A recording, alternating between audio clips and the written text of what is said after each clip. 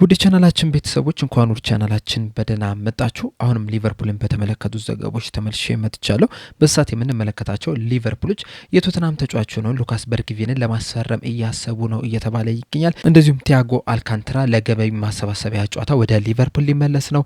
የማቲያስ ማኒ ተወካዮችም የሊቨርፑልን የልምምድ ማዕከልን ጎብኝተዋል እየተባለ ይገኛል። እነዚህንና ሌሎችንም ጨምሬ ይዤላችሁ መጥቻለሁ። እስከ መጨረሻው ደቂቃ ድረስ አብራችሁ ቆይታችሁ እንድትከታተሉት በአክብሮት ተጋብዛለሁ። ሰብስክራይብ ሼር እያደረጋችሁም የቻናሉ ቤተሰብ እንድትሆኑ በአክብሮት እጠይቃለሁ። አሁን በቀጥታ ወደ ያስኩላችሁ ጉዳዮች ማመራ ይሆናል። አብራችሁን ቆዩ። በመጀመሪያ የምንመለከተው ሃርቪ ኤሊየትን የተመለከተውን ዘገባ ይሆናል። እንደሚታወቀው ባለፈው የክረምት የዝውውር መስኮት አስቶን ቪላዎች የመግዛት ግዴታ ባለው የአንድ ዓመት የውሰት ውል ከሊቨርፑል ማስፈረማቸው አይዘነጋም። ነገር ግን ይህ የመግዛት ግዴታ አክቲቬት እንዲሆን ወይም ተፈጻሚ እንዲሆን የግድ ሃርቪ ኤሊየት 10 ጨዋታዎችን መጮት ነበረበት። ነገር ግን እስካሁን ድረስ መጮት አልቻለም። በአጠቃላይ በሁሉም ሰው ዘንድ ይታመን የነበረው በሁሉም ውድድሮች ላይ 10 ጨዋታዎችን ቢጫወት የሚል ነበረ።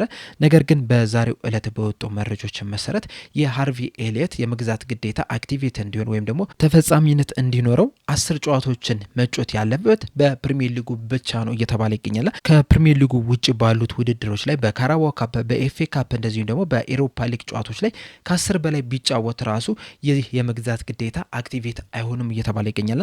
ለምን በሌሎች ውድድሮች ላይ እስካሁን ድረስ አልተጫወተም የሚለው ነገር አሰልጣኝ ኡናይ ኤምሪ መጠየቅ ያለባቸው ይመስለኛል። በእርግጥ ከዚህ በፊትም አሰልጣኝ ኡናይ ኤምሪ እንደተናገሩት ከሆነ ሃርቪ ኤሊየትን በአስቶን ቪላ የማቆየት ምንም አይነት ፍላጎት እንደሌላቸው ተናግሯልና በዛ ምክንያትም ሊሆን ይችላል በሌሎች ውድድሮች ላይ ያልተሳተፈው እንጂ ከ10 በላይ በሌሎች ውድድሮች ላይ ቢሳተፉም እንኳን የመግዛት ግዴታው ተፈጻሚ አይሆንም ነበረና አስቶን ቪላዎች ሃርቪ ኤሊየት ላይ እየሰሩት ያለው ነገር እንደዚሁም አሰልጣኙም እየሰሩት ያለው ነገር የሚያስደስት አይደለም። በመቀጠል የምንመለከተው አንፊልድ ኢንዴክስ ላይ ሲሞን ቦርዶሺ በጆቫኒ ሊዮኒ ዙሪያ የሰጠውን አስተያየት ይሆናል። እንደሚታወቀው ጆቫኒ ሊዮኒ ከሳውዛምፕተን ጋር በተደረገ የካራባኦ ካፕ ጨዋታ በኤሲኤል ጉዳት ምክንያት ከሜዳ ተቀይሮ መውጣቱ አይዘነጋም። እናም በዚህ ዙሪያ ሲሞኒ በሰጠው አስተያየት ምንድን ያለው ይህ የኤሲኤል ጉዳት ከኤሲኤል ጉዳቶች ውስጥ እንኳን ራሱ በጣም አስከፊ የሚባለው ጉዳት ነውና ከዚህ ጉዳት ለማገገም በስታንዳርዱ ከተመለከት ነው 9 ወራቶች ይፈጁበታል። ነገር ግን ደግሞ ከ9 ወራቶች በኋላ ወደ ምርጥ ብቃቱ ይደርሳል ማለት አይደለም። ወደ በፊት ወደ ነበረበት ብቃቱ ለመመለስ ተጨማሪ 9 ወራቶች ሊያስፈልጉት ይችላሉና በቀጣይ ሲዝን ይህ ተጫዋች 2000 ደቂቃዎችን የሚጫወት ከሆነ ሊቨርፑሎች እንደ ድል ሊቆጥሩት ይገባል። ሰውነቱ ቶሎ ሊያገግም ይችላል፣ ጨዋታ ሊጀምር ይችላል። ነገር ግን ደግሞ ኒውሮሎጂካሊ ግን ወደ ስታንዳርዱ መመለስ መቻል አለበት። ወደ በፊት ወደ ነበረበትም ሊመለስ ይገባል። ከዛ በኋላ ነው ምርጥ ብቃቱን ልንመለከት የምንችለው የሚል አስተያየትን ሰጥቷልና ከዚህ በኋላ እንግዲህ ተጨማሪ 1 ዓመትም ሊያስፈልገው ይችላል እና ሙሉ ለሙሉ ምርጥ ብቃቱን ልንመለከት የምንችለው ከ2027-28 የውድድር ዘመን ጀምሮ ነው እያለን ይገኛል። በዚህ ዙሪያ እንግዲህ ያላችሁን አስተያየት እንዳለ ኮሜንት ሴክሽን ላይ በመጻፍ አሳውቁኝ። በመቀጠል የምንመለከተው ቲያጎ አልካንትራን የተመለከተውን ዘገባ ይሆናል። እንደሚታወቀው በየአመቱ ሊቨርፑሎች የገቢ ማሰባሰቢያ ጨዋታዎችን ያደርጋሉ። በዚህ የገቢ ማሰባሰቢያ ጨዋታዎች ደግሞ በፊት በሊቨርፑል የተጫወቱ ተጫዋቾችን እየጠሩ ነው የሚያጫውቱት። አንደኛ ለደጋፊዎችም እነዚህን ተጫዋቾች ማየትም ያስደስታቸዋል። ከዛ በተጨማሪም በዋነኝነት ግን ገቢ ይሰበሰብና በየአመቱ ለተለያዩ የበጎ አድራጎት ድርጅቶች ይሰጣሉ። በተለይ ደግሞ ለሊቨርፑል ፋውንዴሽን እና ለፎሬቨር ሬድስ ነው እነዚህ አይነት ገቢዎች እየተሰጡ የሚገኙትና በዘንድሮም እንግዲህ ማርች 28 ላይ ይህ የገቢ ማሰባሰቢያ ጨዋታ በሊቨርፑል ሌጀንድ እና በዶርትመንድ ሌጀንዶች መካከል በአንፊልድ የሚደረግ ይሆናል። በዚህ ጨዋታ ላይም የቀድሞ የሊቨርፑል ተጫዋች ሆኖ ቲያጎ አልካንትራ እንደሚሳተፍ ዛሬ በይፋ ተናግሯል። እንደሚታወቀው ቲያጎ አልካንትራ በሊቨርፑል ቤት 4 ዓመታትን መቆየት ይችላል። በእነዚህ ዓመታትም 98 ጨዋታዎችን ለሊቨርፑል ማድረግ ሲችል 3 ግቦችንም ማስቆጠር ችሏል። ቲያጎ አልካንትራ በጎል አስቆጣሪነቱ የሚታወቅ ተጫዋች አይደለም። ይልቁንስ የጨዋታ ቴምፖ በመቆጣጠር የጨዋታ ሂደቱን በመቆጣጠር እንደዚሁም ደግሞ ወደፊትም በሚያደርጋቸው ፓሶች በሚያሳየው እንቅስቃሴ በጣም የሚታወቅ ተጫዋች ነው። በዛም እንግዲህ በሊቨርፑል ደጋፊዎች ዘንድ በጣም የሚወደድ ተጫዋች ነው እና ማርች 28 ላይ በሚደረገውም የሌጀንዶች ጨዋታ ላይም የሚሳተፍ ይሆናል። ከሱ በተጨማሪም የተለያዩ ተጫዋቾች በዚህ ጨዋታ ላይ እንደሚሳተፉ ተረጋግጧል። እነዚህንም ስንመለከት በረኛ ላይ ፔፐሬና፣ ጀርዚ ዱዴክ እና ሳንድራ የሚሳተፉ ሲሆን በተከላካይ መስመር ላይ ሳሚ ሂፒያ፣ ስከርትል፣ ማርቲን ኬሊ፣ ፋቢዮ ኦሬሎ እና ጊርጌሪ የሚሳተፉ ይሆናል። በመሃል መስመር ላይ ደግሞ ስቲቨን ጄራርድ፣ ቲያጎ አልካንትራ፣ ዮሲ ቤናዊን፣ ቭላድሚር ስሚሰር እና ሉዊስ የሚሳተፉ ሲሆን በአጥቂ መስመር ላይ ደርክ ካይተንና ዳዊንስ የሚሳተፉ ይሆናል። እነዚህ የተረጋገጡ ተጫዋቾች ናቸው። ከዚህ በኋላ እንግዲህ ተጨማሪ ተጫዋቾች ይሳተፋሉ ተብሎ ነው የሚጠበቀው። በአሰልጣኝ ስታፎች ላይ ሰርካኒ ዳግሊሽና የርገን ክሎፕ በማኔጅመንት ላይ እንደዚሁም ደግሞ በኮቺንግ ስታፎቹ ላይ ደግሞ ኤአራሽ እና ጆን አልድሪች የሚሳተፉ ይሆናል። በአጠቃላይ እነዚህና ከዚህ በኋላም የሚጨመሩ ተጫዋቾችና የአሰልጣኝ ስታፍ አባላቶች እንግዲህ ማርች 28 ላይ በሚደረገው የገቢ ማሰባሰቢያ ጨዋታ ላይ የሚሳተፉ ይሆናል። በመቀጠል የምንመለከተው ማቲያስ ማኔን የተመለከተውን ዘገባ ይሆናል። ዴቪድ ኦኮፕ ይዞት በወጣው ዘገባ መሰረት የማቲያስ ማኔ ተወካዮች እዚህ ሳምንት በሊቨርፑል የልምምድ ማዕከል ተገኝተው እንደነበረ ዴቪድ ኦኮፕ በዘገባው ተናግሯል። ይህ ማለት እንግዲህ ማቲያስ ማኔ ወደ ሊቨርፑል ይዘዋወራል ማለት አይደለም።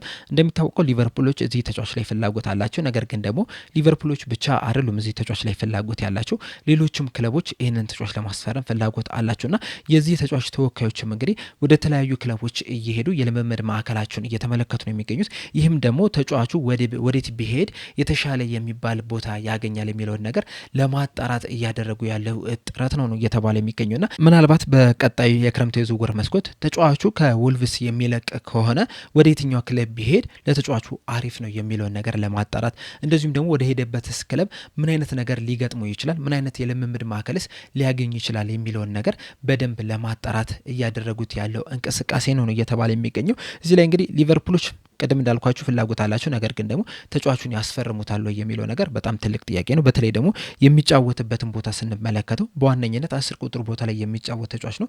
በእርግጥ የተለያዩ ቦታዎችን ከቨር ማድረግ ይችላል።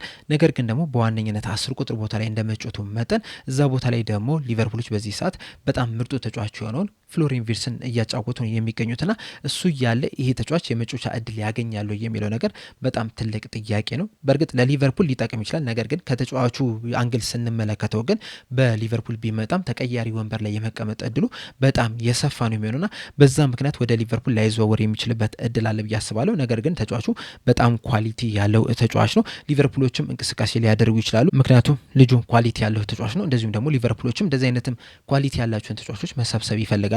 ነገር ግን ከተጫዋቹ አንግል ከተመለከት ነው ግን ወደ ሊቨርፑል ቢመጣ ብዙ የመጫወቻ እድል ያገኛሉ የሚለው ነገር በጣም ትልቅ ጥያቄ ነው። በዚህ ሰዓት እንግዲህ የተጫዋች ለወልቭስ በጣም አስደናቂ የሚባል እንቅስቃሴን እያደረገ ነው የሚገኘው። የዲሴምበር ወር ከመጣ ጀምሮ እንግዲህ በእያንዳንዱ ጨዋታ ላይ በቋሚነት እየተሰለፈ ነው የሚገኘው። እስካሁን ድረስ 9 ጨዋታዎችን በቋሚነት መጀመር ይችላል። በእነዚህ 9 ጨዋታዎችም ደግሞ 4 የጎል አስተዋጽኦ ማድረግ የቻለ ተጫዋች ነው። እናም ይህ ለ18 ዓመት ወጣት ተጫዋች ብዙ የጎል ኮንትሪቢዩሽን አድርጓል ማለት እንችላለን። ባለ ብዙ ተሰጥኦ ተጫዋች ነው። ብዙ ተስፋ የተጣለበት ተጫዋች ነው። በቀጣይ እንግዲህ ወደ የትኛው ክለብ ያምራል የሚለውን ነገር አብረን የምንመለከት ይሆናል። ሌላኛው ግን በዛሬው ዕለት ስሙ ከሊቨርፑል ጋር በጣም በስፋት እየተያዘ የሚገኘው የቶተናም ተጫዋች የሆነው ስዊድናዊ ሉካስ በርግቪል ነው። እንደ ቲምቶክ ዘገባ ከሆነ ሊቨርፑሎች ይሄንን ተጫዋች ለማስፈረም እያሰቡ ይገኛሉ እያለ ነው። ይህ ተጫዋች እንግዲህ ገና 20 ዓመቱ ላይ ነው የሚገኘው። ነገር ግን ደግሞ በጣም ጥሩ ኳሊቲ ያለው ተጫዋቾች ናቸው። እንደውም እንደ ቲምቶክ ዘገባ ከሆነ ሉካስ በርግቪል ከሰቡዝ ላይ ጋር የሚመሳሰል አይነት ፕሮፋይል ያለው ተጫዋች ነው እያለን ይገኛል። በተለይ ደግሞ ዶሚኒክ ሶብዝ ላይ 20 ዓመቱ ላይ እያለ ሲያደርገው የነበረው እንቅስቃሴ አሁን ላይ ሉካስ በርግቪል ከሚያደርገው እንቅስቃሴ ጋር በጣም የሚመሳሰል አይነት ነበረ የሚል አስተያየትን ይዞ ይወጡ ነው የሚገኙት። ይህ ሲባል ግን ካርቦን ኮፒ ነው ወይም ደግሞ አንድ አይነት ወይም በጣም ተመሳሳይ የሚባል ተጫዋቾች ናቸው ለማለት አይደለም። ነገር ግን ደግሞ በጣም የሚቀራረቡ አይነት ፕሮፋይል ያላቸው ተጫዋቾች ናቸው። እንደዚሁም ሁለቱም ደግሞ በጣም ቨርሳታይል የሚባሉ ተጫዋቾች ናቸው። በዚህ ሲዝን ሰቡዝ ላይ በሊቨርፑል ቤት የትኛው ቦታ ላይ ሲጫወት እንደነበረ ሁላችንም የተመለከትን ይመስለኛል።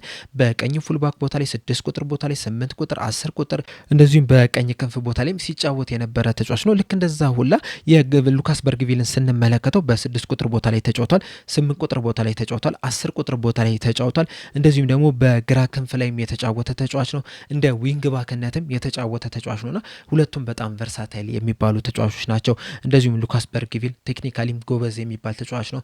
በጫና ውስጥም ኳሶችን መቀበል የሚችል በቀላሉ የማይቀማ አይነት ተጫዋች ነው። እንደዚሁም እንደ ሳቡዝ ላይ ሁላ ለመሮጥም ዝግጁ የሆነ ጉልበቱን የማይሳሳ አይነት ተጫዋች ነው። በዛ በተጨማሪም ደግሞ ገና 20 ዓመቱ ላይ ቢገኝም እስካሁን ድረስ ከ70 በላይ ጨዋታዎችን ማድረግ የቻለ ተጫዋች ነውና ለእድሜው በጣም ልምድ ያለው ተጫዋች ነው ማለት እንችላለንና በእንደዚህ አይነት ነገሮች ስንመለከተው ከሳቡዝ ላይ ጋር በጣም የሚያመሳስላቸው ነገር አለ እየተባለ ይገኛልና ሊቨርፑሎችም እንግዲህ ይህንን ተጫዋች ለማስፈረም እያሰቡ ይገኛሉ። ነገር ግን በሁለት ምክንያቶች ይህ ተጫዋች ወደ ሊቨርፑል ይመጣል ብዬ አላስብም። አንደኛው ቶተናሞችም ተጫዋቹን ለመልቀቅ ፈቃደኛ ናቸው ወይ የሚለው ራሱ መነሳት ያለበት ይመስለኛል። በእርግጥ ቶተናሞች በዚህ ሲዝን በጣም መጥፎ የሚባል ጊዜን እያሳለፉ ነው የሚገኙት። በእርግጥ በዚህ ሲዝን ብቻ አይደለም ያለፉትን ጥቂት ዓመታት ስንመለከታቸው ራሱ ጥሩ የሚባል ጊዜን እያሳለፉ አይደለም የሚገኙት በፕሪሚየር ሊጉ። ዘንድሮም እንግዲህ ለወራጅ ቀጠናው በጣም የቀረበ ቡድን ሆኖ ነው እየተመለከትናቸው የምንገኘው። እንደዛም ቢሆንም ግን ተጫዋቾችን በቀላሉ ይለቃሉ ማለት አይደለም። ምናልባት እንግዲህ አይሆንም፣ ግን ምናልባት የሚወርዱ ከሆነ ተጫዋቾችን ሊለቁ ይችላሉ። ነገር ግን ቶተናሞች ይወርዳሉ ተብሎ አይጠበቅም። ስለዚህም ተጫዋቾችን በቀላሉ ይሸጣሉ የሚል ግምትም የለም። ምናልባትም ለሉካስ በርግቪልም በትንሹ ከ70-80 ሚሊዮን ፓውንድም በላይ ሊጠይቁ የሚችልበት እድል አለ። እናም ሊቨርፑሎች ለዚህ ተጫዋች ይህን ያህል ገንዘብ ደግሞ ያወጣሉ ተብሎ አይጠበቅም። በዚህ ምክንያትም ሊቨርፑሎች ያስፈርሙታል ብዬ አላስብም። እንደዚሁም ደግሞ በየትኛው ቦታ ላይ ይጫወታል የሚለው ራሱ ሌላኛው መነሳት ያለበት ጥያቄ ነው። በዚህ ሰዓት ሊቨርፑሎች በየቦታው ሁለት የመሀል ሜዳ ተጫዋቾች አሏቸው። እናም ይህ ተጫዋች ወደ ሊቨርፑል እንዲመጣ ከተፈለገ ቢያንስ ሁለት ተጫዋቾች በቀጣይ የክረምት የዝውውር መስኮት መልቀቅ ይኖርባቸዋል። እንደሚታወቀው አንድ ተጫዋች ይለቃል ተብሎ ነው የሚጠበቀው በቀጣይ የክረምት የዝውውር መስኮት፣ እሱም ደግሞ ዋታሩ ኤንዶ ነው። ነገር ግን እሱ ሲወጣ ደግሞ ተፈጥሯዊ የ6 ቁጥር ቦታ ተጫዋች ያመጣሉ ተብሎ ነው የሚጠበቀው። ስለዚህ ሊቨርፑሎች ይህንን ተጫዋች ከቶተናም ለማስፈረም የሚፈልጉ ከሆነ ሌላ ተጨማሪ አንድ ተጫዋች የግድ መውጣት መቻል አለበት። ነገር ግን እስካሁን ባለው ነገር ግን ተጨማሪ ተጫዋች ይሸጣሉ ተብሎ አይጠበቅም። በእርግጥ አንዳንድ ጭምጭምታዎች አሉ። ለምሳሌ አሌክስ ማካሊስተር ሊቨርፑል ሊለቅ ይችላል። ከርቲስ ጆንስን በተመሳሳይ መልኩ እንደዚሁም ዶሚኒክ ሶቦስላይም በክረምት የዝውውር መስኮት ሊለቁ የሚችሉበት እድል አለ እየተባለ ይገኛል። ነገር ግን ይለቃሉ ተብሎ አይጠበቅም። ምናልባት በጣም ከፍተኛ ገንዘብ እስካልቀረበላችሁ ድረስ ሊቨርፑሎችም ተጫዋቾችን ለመልቀቅ ፈቃደኛ ይሆናሉ ብዬ አላስብም። ከዛ በተጨማሪም ባለፈው የክረምቱ የዝውውር መስኮት ከቋሚ 11 ውስጥ የተለያዩ ተጫዋቾችን መሸጣቸው አይዘነጋም። ያ ደግሞ ለስኳዱ ምን ያህል እንደጎዳው በደንብ ተመልክተናልና ከዛም ስህተታቸው የተማሩ ይመስለኛል። በዛ ምክንያት ከቋሚ 11 ላይ ተጫዋቾችን ይሸጣሉ ብዬ አላስብም። ቡድኑንም ያወኩታል ብዬ አላስብም። በዛ ምክንያትም በርግቪል ወደ ሊቨርፑል ይመጣል የሚል ምንም አይነት ግምት የለኝም። እናንተስ በዚህ ተጫዋች ዙሪያ ያላችሁ ሀሳብ ምንድን ነው? በመጀመሪያ ደረጃ ሊቨርፑሎች ይህንን ተጫዋች የሚያስፈርሙ ይመስሏችኋል? እንደዚህ ውስጥ ካስፈረሙስ የትኛው ቦታ ላይ ይጫወታል ብላችሁ ታስባላችሁ? ለሊቨርፑልስ ይጠቅማል ብላችሁ ታስባላችሁ? ሀሳባችሁ እንዳለ ኮሜንት ሴክሽን ላይ በመጻፍ አሳውቁኝ። ለአሁን እኔ እዚህ ላይ አበቃው። በቀጣይ በሌላ እስከምንገናኝ ድረስ ሰብስክራይብ፣ ላይክ፣ ሼር ማድረግ እንዳትረሱ። ቸር ያቆየን።